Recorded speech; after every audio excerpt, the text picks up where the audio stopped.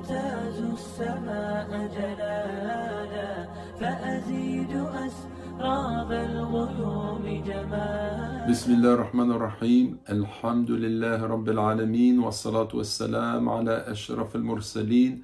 أيها الإخوة والأخوات, Assalamu alaikum wa rahmatullahi wa barakatuh. Bonjour à toutes et à tous et que la paix soit sur vous.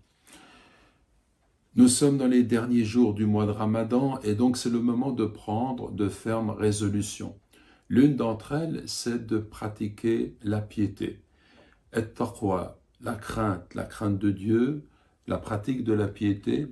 Et c'est ce qui nous est demandé. On a dit, répété, que la finalité du mois de Ramadan, c'est d'acquérir cette piété, c'est de tendre vers la piété en fonction de ce verset qui nous dit « Ya ayyuhalladhina amanu kutiba alaykumus siyamu kama kutiba ala alladhina min qablikum la'allakum tattaqun » Ô vous qui avez cru, le jeûne vous a été prescrit comme il a été prescrit à ceux qui vous ont précédés. Peut-être pratiqueriez-vous la piété. Ou bien afin que vous pratiquiez la piété, c'est aussi une façon de rendre le sens de ce verset. Peut-être pratiqueriez-vous la piété, cela signifie qu'il relève de notre responsabilité de pratiquer la piété, de craindre Allah. Et cette piété consiste en fait à suivre la voie qui est tracée pour nous, obéir à notre Créateur, nous écarter des interdits, agir sous le regard de Dieu, avoir conscience de sa proximité, le craindre notre Créateur et chercher toujours à améliorer notre comportement. Et donc cette piété, elle est fondamentale, c'est le but qui est recherché à travers nos pratiques religieuses et notre rituel. Et également, il nous est dit dans le Coran, « Ya ayyuhalladhina amanu taqullaha haqqa tuqatih wa la tamutunna illa wa antum muslimun » Ô vous qui avez cru, craignez Dieu comme il se doit d'être craint et ne mourrez qu'en étant soumis. Ce verset, eh bien, d'une certaine façon, il nous dit que nous devons vivre dans la piété, dans la soumission à Dieu jusqu'à notre fin, jusqu'à notre mort qui va venir.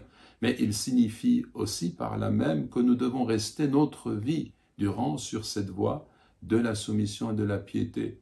Donc la piété doit nous accompagner notre vie durant, la soumission à Allah également, parce qu'on ne sait pas quand viendra la mort. Et donc, c'est une pratique qu'il faut toujours avoir en vue à travers nos comportements, à travers notre engagement. Les prophètes sont venus, que la paix soit sur eux, pour nous enseigner cette vertu capitale et pour nous emmener sur le chemin de la piété. Je vous donne par exemple la sourate Ash-Shu'ara, les poètes. Si vous vous reportez à cette sourate, vous verrez que sont énumérés la venue de plusieurs prophètes, messagers qui se sont adressés à leur peuple et ils ont dit, répété, « Fattaqullah wa ati'un » et craignez Dieu et obéissez-moi, suivez-moi. Et en fait, c'est ce chemin qu'il faut suivre absolument. Cette résolution qui doit être la nôtre, c'est de nous tourner vers notre Créateur sur cette voie de la piété. Et donc comprendre ce qu'il attend de nous, notamment en lisant le Coran, en étudiant le Coran, la parole coranique, et en suivant les recommandations qui nous sont faites dans le sens de la piété.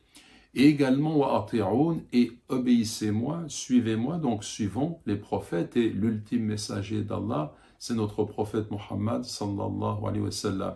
Donc ce sont ces deux grands axes qui constituent l'essentiel du message de tous les prophètes à travers les âges.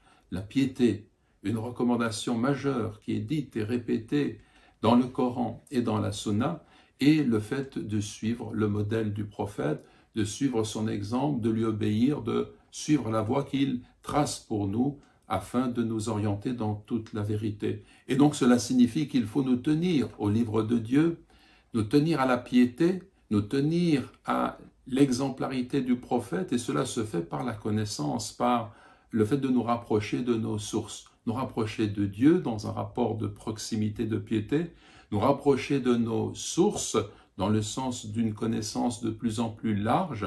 Voilà une résolution à prendre qui est déterminante non seulement pendant le mois de Ramadan, mais également au-delà de ce mois béni. Que Dieu fasse que nous soyons de ceux qui pratiquent la piété, bi'idhnillah wa bifadlillah, wa jazakumullahu khayran, wa assalamu alaykum wa rahmatullahi وبركاته. أسمو وأجتهد